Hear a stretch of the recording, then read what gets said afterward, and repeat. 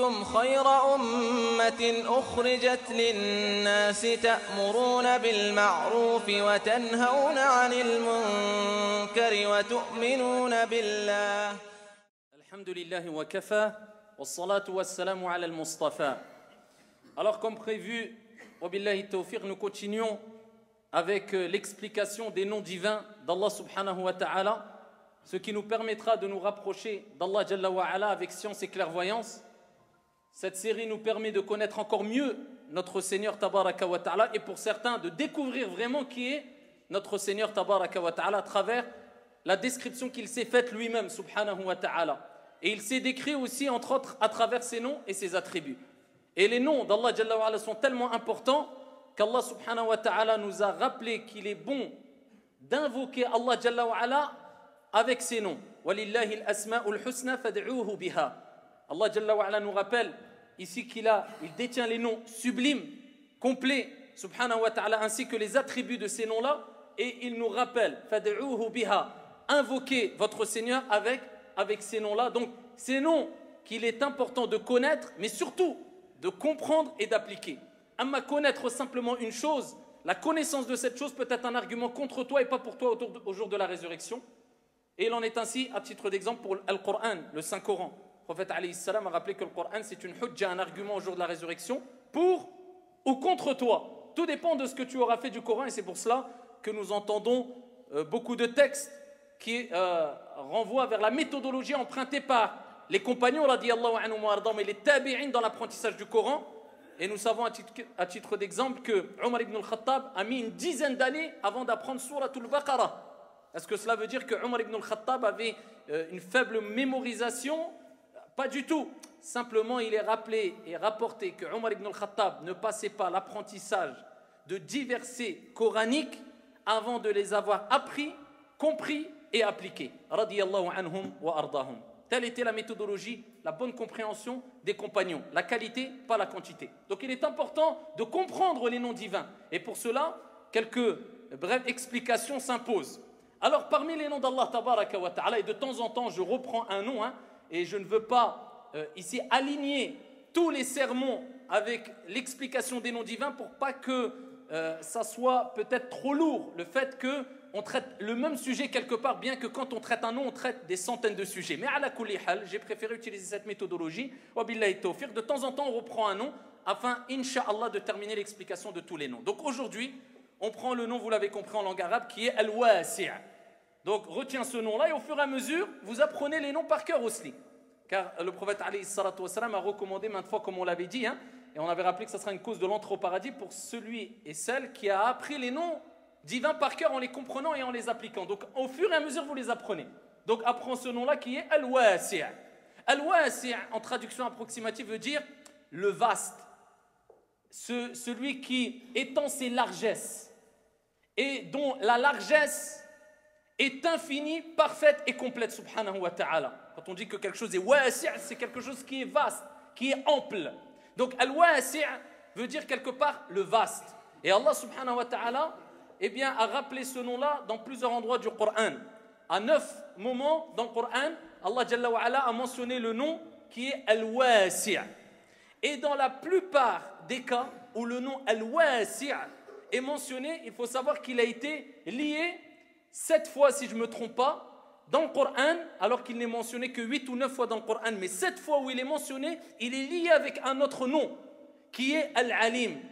Allah Jalla wa ala wasi'un alim, pour nous rappeler que Allah Jalla wa ala c'est l'omniscient, il sait tout, rien ne lui échappe, et sa science est vaste, complète, infinie, parfaite, subhanahu wa ta'ala. Wallahu wasi'un alim. Et chaque jour Allah Jalla wa ala nous rappelle que c'est lui le vaste, al-wasi'. C'est-à-dire que tout ce qu'il y a dans les cieux et la terre font partie des créations d'Allah Jalla wa ala, et Allah Jalla wa ala englobe toutes choses. Rien ne lui échappe, rien ne le dépasse, rien n'est au-dessus de lui, rien n'est plus fort et n'est plus grand et n'est plus vaste qu'Allah Jalla wa ala, car c'est lui al-wasi', par excellence, le vaste. Pas plus vaste, pas plus grand, pas plus immense que notre Seigneur Jalla fi'ula. Alors, il faut savoir qu'Allah Jalla wa ala nous montre sa largesse, ses largesses, chaque jour. à travers la création large des cieux et de la terre, à travers notre propre création, à travers notre corps. Et il nous rappelle qu'Allah Jalla wa Ala accorde, étend, donne ses largesses à qui il veut, et il nous a tous comblés d'énormes largesses. Et il n'a fait que accroître ses bienfaits sur nous. Il nous a créés faibles, ensuite il a fait accroître de ses bienfaits. Plus on a grandi, plus on a pris de l'âge, et mieux l'être humain voit, et plus l'être humain entend, et plus l'être humain est fort, et plus l'être humain a des capacités intellectuelles, et plus l'être humain se développe physiquement. Donc Allah Jalla wa Ala ne cesse de faire accroître ses bienfaits, et ces bienfaits-là qui sont larges et qui sont augmentés par notre Seigneur se voient simplement à travers notre création. On a été créé bébé, enfant, et au fur et à mesure des mois, des semaines, des années, voilà qu'Allah Jalla wa Ala a fait ici élargir, accroître ses bienfaits, parce que c'est lui, le large, le vaste, qui accorde ses largesses à qui il veut, et c'est grâce à qui il veut, comme il veut, quand il veut. Mais par contre, Allah Jalla wa Ala dit dans le Coran, Allahu alladhi khalaqakum min da'f, thumma ja'ala min ba'di da'fin quwwa, thumma ja'ala min ba'di quwwa da'fa wa shayba. Pour nous rappeler qu'on est limité. Et bien qu'Allah nous accorde des largesses, bien que toi tu peux agir avec largesse, tu peux faire don de tes biens, de ton service, tu peux agir avec largesse vis-à-vis d'autrui, mais c'est une largesse limitée. Voilà pourquoi Allah Jalla wa Ala dit Allahu alladhi khalaqakum min da'f. Allah vous a créé faible. Ensuite, après la faiblesse, il vous a donné la force. Ensuite, après la force, il vous a réduit à quoi? À faiblesse et vieillesse. Pour vous rappeler que cette largesse, elle est limitée. Allah t'a donné des capacités afin d'agir avec largesse. Allah a augmenté ses largesses, ses bienfaits sur toi, mais ils sont limités. Allah Jalla wa Ala, il n'y a pas de limite. Allah Jalla wa Ala est le grand, le vaste, à l'infini, subhanahu wa ta'ala. Que tu crois ou que tu ne crois pas, que tu l'adores ou que tu ne l'adores pas, que tu sois à son service ou pas, Allah Jalla wa Ala, ghaniyun anil alamin. Il se suffit à lui-même. C'est lui al-awwal wal-akhir, wal-zahir wal-batin. C'est le premier, le dernier, l'apparent et le caché. Rien ne le contrôle et il contrôle toutes choses. Il ne dépend de rien et de personne, et toutes ces créatures dépendent de lui, car c'est lui as-samad, l'absolu. Qul huwa Allahu ahad, Allahu as-samad, subhanahu wa ta'ala. Alors il faut savoir que vivre avec les noms d'Allah Jalla wa Ala, eh bien c'est appliquer la règle que je vous avais dite au début. Si tu veux, sois et donne. Si tu as compris cette règle-là, tu as compris comment vivre avec les noms d'Allah. Si tu veux, de Dieu, de ton Seigneur, d'Allah subhanahu wa ta'ala Jalla wa Az, sois et donne. Allah Jalla wa Ala, titre d'exemple, il dit, le prophète alayhi salatu wa salam, il dit, Man la yarham, la yurham. Irham man fil ard, yarhamuka man fis sama. C'est du donnant, alors qu'Allah n'a pas besoin de toi. Celui qui ne fait pas miséricorde, Allah ne lui fera pas miséricorde. Donc Ar-Rahman, le miséricordieux, ne te fera pas miséricorde. Fais miséricorde aux habitants sur la surface de la terre, celui qui est dans les cieux te fera miséricorde. Donc, si tu veux qu'Allah Jalla wa Ala te fasse miséricorde, vivre avec le nom Ar-Rahman, c'est de faire miséricorde aux gens. Et ainsi, Dieu te fera miséricorde. Ça, c'est vivre avec les noms d'Allah. Il en va de même pour Al-Wasi'. Si tu as compris la règle, si tu veux, sois et donne. Si tu veux qu'Allah Jalla wa Ala te comble de ses largesses, de ses grâces, de ses bienfaits, dans ta santé, dans ta science, dans ta famille, dans ton argent, eh bien, agis avec largesse vis-à-vis des gens. Ne sois pas avare quand tu donnes, quand tu aides, quand tu assistes, quand tu fais don de tes largesses. Agis avec largesse. Ainsi, tu recevras ici la largesse de Al-Wasi', les bienfaits, les grâces immenses, larges, vastes de ton Seigneur Tabaraka wa Ta'ala. Alors, notre Seigneur, c'est Al-Wasi', c'est-à-dire le vaste par excellence. Et Allah Jalla wa Ala nous rappelle que c'est lui Al-Wasi', tant au niveau de sa miséricorde, qu'au niveau de son pardon, qu'au niveau de sa science, qu'au niveau de la subsistance, etc. ila akhiri. Si on s'arrête point par point, prenons d'abord le pardon d'Allah et la miséricorde. Allah Jalla wa Ala, c'est le plus vaste, l'immense. Et sa miséricorde est immense et vaste, afwan. Et sa miséricorde est immense et vaste. Et son pardon est immense et vaste. Allah Jalla wa Ala dit dans le Coran al-Karim, Inna rabbaka wasi'ul maghfirah. Allah Tabaraka wa Ta'ala, c'est celui qui détient le pardon, qui pardonne, mais de manière abondante, de manière noble, c'est celui qui accorde un pardon vaste, immense. وَقُلْ رَبُّكُمْ ذُو رَحْمَةٍ وَاسِعَةٍ. De même que pour sa miséricorde. Allah dit dans le Coran, et dit, votre Seigneur, c'est celui qui détient la miséricorde vaste, vaste, immense, ample.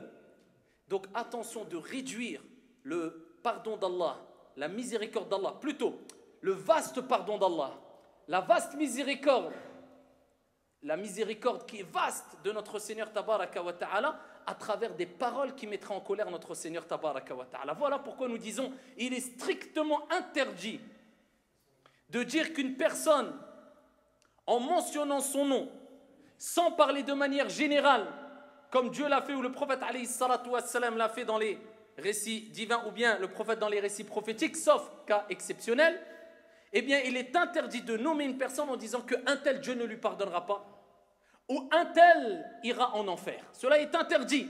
Dire qu'il y a des textes qui nous rappellent qu'une catégorie de personnes, des gens, une catégorie de personnes, de gens, de manière générale, s'ils accomplissent telle action, auront le paradis, ou s'ils accomplissent telle action, eh bien mériteront la punition divine dans l'au-delà, il n'y a pas de mal. Mais de dire de manière nominative, en citant la personne, en disant un tel, même s'il n'est pas croyant, il est en enfer, cela est interdit. Un tel, même s'il est croyant, il est au paradis, cela est interdit. Tout simplement parce que c'est restreindre le jugement d'Allah Azza wa Jal à notre jugement. Et le prophète alayhi salatu wassalam nous a mis en garde clairement ici concernant le fait d'agir ainsi. Rapporté par Muslim à titre d'exemple, le prophète alayhi salatu wassalam a dit, un homme a dit, Wallah, par Allah, Allah ne lui pardonnera pas à une autre personne, à une tierce personne. Allah Jalla wa Ala a répondu, qui a osé jurer par moi que je ne pardonnerai pas à un tel, je lui ai certes pardonné et j'ai fait tomber ou réduit à néant tes œuvres. Tout simplement parce qu'il s'est exprimé ici en le nom d'Allah Tabaraka wa Ta'ala alors qu'il n'avait pas à le faire, et en s'exprimant ainsi, il a voulu réduire la vaste miséricorde, le vaste pardon d'Allah Subhanahu wa Ta'ala, alors qu'Allah Jalla wa Ala, il est wasi'ul maghfirah, celui qui a le pardon immense et vaste. Parmi les choses à mentionner, c'est qu'Allah Jalla wa Ala a une royauté vaste, immense aussi. Et il accorde à qui il veut. Et il a accordé une royauté ici limitée à ses créatures. Et parmi ce type de royauté qu'il y a, qui est limité, il y a bien sûr la terre. Al-ard. Ardullahi wasi'a. Allah a rappelé que sa terre est vaste. Il nous l'a accordé temporairement. C'est une richesse. C'est quelque part une royauté. Voilà pourquoi il y a des rois sur la surface de la terre, mais c'est une royauté limitée. Et Allah Jalla wa Ala, de par sa miséricorde, il nous dit Ardullahi wasi'a. Miséricorde, rahmatullahi azza wa jal. Pour pas nous compliquer la vie, pour pas nous compliquer les choses. Imaginez-vous si Allah Tabaraka wa Ta'ala avait dit vous devez vivre que dans cet endroit sur la surface de la terre. Les croyants ne doivent vivre que là. Comment on aurait fait? Allah Jalla wa Ala dit il y a la terre. Toute la terre. Ardullahi wasi'a. Qul siru fil ard. Et dit parcourez la terre. Allah il t'a pas restreint à vivre dans un seul endroit. Alors certaines personnes de jour comme de nuit parlent de al-hijra, l'émigration, partir dans un autre pays afin de ceci et cela. Mais vers quel pays? Faire l'émigration vers où? C'est quel pays le meilleur pour toi? Quel est le pays le meilleur pour toi pour vivre? Certaines personnes font le hijra, l'émigration, d'un point de vue économique. Ils disent que je peux m'épanouir mieux de manière économique dans tel pays. Tout à son honneur, il fait ce qu'il veut. D'autres, ils le font d'un point de vue religieux. Tout à leur honneur, ils font ce qu'ils veulent.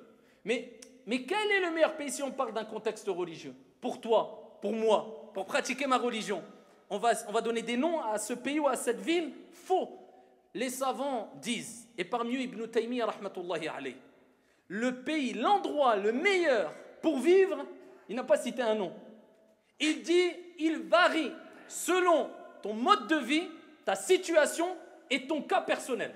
Subhanahu wa ta'ala. Allah Jalla wa Ala a fait que chacun peut se retrouver dans un endroit de la surface de la terre. Certaines personnes, pourquoi il dit ça Ibn Taymiyyah rahimahullah ta'ala? Parce qu'il dit chacun doit voir où il peut pratiquer le mieux sa religion, où il est le plus épanoui, où il trouve le plus son intérêt, où il est le plus utile pour les autres. Certaines personnes, ça sera ici dans telle ville. D'autres, il va dire, quand je suis là, honnêtement, j'arrive pas à évoluer. Je vais dans une autre ville. Donc, il n'y a pas un pays, une ville bien définie. Toi, le meilleur endroit pour toi, c'est l'endroit où tu es le plus bénéfique pour autrui, pour toi, ta famille, et tu es le plus épanoui, tant au niveau de ta vie que de ta spiritualité. Ni plus, ni moins, intahal kalam. Alors ne me dis pas que c'est tel endroit parce qu'il a une certaine sacralité. Abu Darda, il a envoyé un courrier à Salman al-Farisi, rahimahullah ta'ala radiyallahu anhuma, et il lui a dit, halumma ilayna ila ardil muqaddasa, viens nous rejoindre dans la terre bénie. C'était à Sham. Et là, Salman al-Farisi a dit, innama al-ardu la tuqaddisu ahada, innama yuqaddisu al-insanu amalah. Il dit, la terre ne sanctifie pas, ne purifie personne. Il dit, ce qui rend la personne pure, pieuse, c'est al-amal, c'est les actions, c'est pas la terre. Pour lui dire, tu crois que je vais aller dans la terre sacrée, je vais devenir pieux. Cela voudrait dire qu'il nous suffit simplement de fouler la terre, qui est la terre la plus aimée auprès d'Allah, la Mecque, pour devenir pieux. C'est quelque chose de, subhanallah, un don divin ou une sorte de magie. Non, il n'y a pas de ça. La terre, elle ne sanctifie personne, c'est ses actions. Tu peux être pieux ici et pervers dans un pays musulman ou vice-versa. Tout dépend de ton comportement, de ton attitude à toi et de tes actions. Parmi la largesse ou les largesses d'Allah subhanahu wa ta'ala, il y a la largesse qui touche la subsistance subhanahu wa ta'ala. Quand nous on a du mal à subvenir à nos besoins et aux besoins de notre famille, encore plus de mal quand on veut prendre un animal domestique, eh bien Allah Jalla wa Ala s'occupe des univers subhanahu wa ta'ala. Les hommes, les djinns, les animaux, tout, Allah s'occupe de tous. Là dans la mosquée, il y a des bêtes, il y a des si petites, ils sont si petites qu'il nous faudra un microscope pour les voir. Qui s'occupe de leur donner la subsistance? Qui va prendre un microscope et les chercher pour leur... Allah Jalla wa Ala.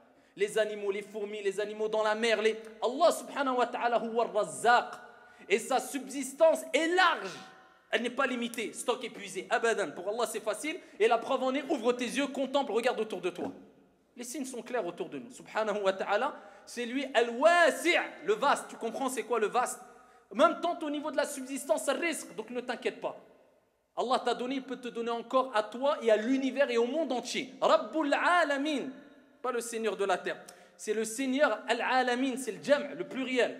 Le Seigneur des mondes. Et ici, Allah Jalla wa Ala, il est wasi', il est vaste au niveau de sa sharia, au niveau de sa législation, subhanahu wa ta'ala. Allah Jalla wa Ala, comme l'a dit l'imam al-Qurtubi, rahimahullah ta'ala, quand il explique le nom al-wasi'u, le vaste, il dit c'est celui qui agit avec largesse au niveau de sa législation vis-à-vis de ses serviteurs. Allah subhanahu wa ta'ala dit dans le Coran, la yukallifu Allahu nafsan illa wus'aha. Allah, il n'impose pas à une âme une charge au-dessus de sa capacité. Yuridu Allahu bikumul yusr, wa la yuridu bikumul usr. Allah veut pour vous la facilité, il ne veut pas pour vous la difficulté. Yuridu Allahu an yukhaffifa. Allah veut alléger pour vous les choses. Donc, l'imam al-Qurtubi rappelle que le terme al-wasi' renvoie vers la largesse de notre Seigneur au point de vue de la charia. Allah nous a rendu ici large, vaste les choses. C'est-à-dire que ce n'est pas restreint à une seule chose, une seule situation, une seule réponse. C'est l'ulama al-Qurtubi, al-Maliki, un des plus grands exégètes du Coran. Il te rappelle que ce qui fait partie de la miséricorde d'Allah, pour ceux qui disent non, la divergence c'est pas une rahma, ils mélangent tout. Il y a une divergence qui est une rahma, il y a une divergence qui n'est pas une rahma. Ça dépend de quel cas. Imaginez-vous, il n'y aurait pas de divergence sur les cas. Mais ça voudrait dire quoi? Celui qui a pris tel avis dans la prière, eh bien, sa prière est valable, et l'autre école ou les trois autres écoles, leur prière n'est pas valable, donc ils n'ont jamais prié dans leur vie, donc peut-être ils mériteront le châtiment. C'est quoi ça? Alhamdulillah, la religion, la législation d'Allah Jalla wa Ala est vaste, parce qu'Allah c'est al-wasi'. Et il sait très bien qu'on est dans des situations géographiques différentes, dans des contextes différents, mais il faut renvoyer ces divergences à quoi? Al-Kitab wa Sunnah, le livre d'Allah Jalla wa Ala et la Sunnah prophétique, avec la compréhension de Ahlul Ilm, les plus grands érudits et savants qui ont marqué l'histoire. C'est une divergence fondée, ça fait partie de la largesse de ton Seigneur dans la sharia, dans la législation, à partir du moment où tu ne suis pas tes passions, mais tu suis les avis de savants renommés et reconnus, afin d'avoir un cadre. Et Allah Jalla wa Ala huwa al-wasi', et ça ne veut pas dire aussi qu'on cherche les facilités, non. Ici, avec chaque ordre divin, s'il y a une difficulté réelle, eh bien, il y a une rukhsa, une permission qui est accompagnée. Celui qui ne peut pas prier debout, Allahu huwa al-wasi', c'est lui le vaste qui a accordé ses largesses dans la législation. Prie assis. Tu ne peux pas prier assis, prie allongé. Si tu ne peux pas prier allongé, prie avec ta tête. Si tu vas en voyage, tu as une difficulté, romps le jeûne. Si tu ne peux pas jeûner parce que tu es malade, eh bien, il n'y a pas de mal. Si tu peux, il a akhiré. Donc, le fait qu'il y ait ces permissions, le fait qu'il y ait une certaine divergence fondée sur la science et la clairvoyance, cela, eh bien, découle de notre Seigneur qui est Al-Wasi'. Et pour terminer, le prophète alayhi salatu wa salam a dit dans le hadith rapporté par Al-Bukhari et Muslim fi Sahihain, celui qui patiente, pour nous rappeler que Al-Wasi', le vaste, accorde ses largesses, et parmi les plus grandes largesses et les plus grandes grâces qu'Allah peut donner à un de ses serviteurs, c'est as-sabr, la patience. Et celui qui patiente, qu'il sache qu'il détient une des meilleures qualités qui fait qu'Allah Jalla wa Ala l'aidera, l'assistera, l'accompagnera, sera avec lui. Allah dit dans le Coran, Inna Allaha ma'as sabirin. Allah est avec les patients. Et le prophète alayhi salatu wa salam, il dit dans Sahihain, celui qui patiente et s'efforce à patienter, Dieu lui permettra de patienter. C'est en faisant des efforts que Dieu te donne. Si tu veux, donne. Si tu veux, sois. Tu as une épreuve, tu t'efforces dans la patience, eh bien Dieu te permettra, t'assistera, t'aidera à patienter.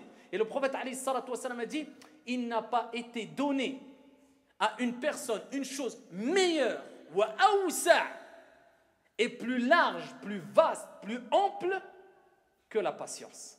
Donc celles et ceux qui sont éprouvés, qui patientent, eh bien qu'ils sachent qu'ils ont l'assistance d'Allah tabaraka wa ta'ala, l'accompagnement divin, et qu'il leur a été donné de la part de Al-Wasi', le vaste, une grâce et un bienfait qui fait partie des meilleures grâces et des meilleurs bienfaits.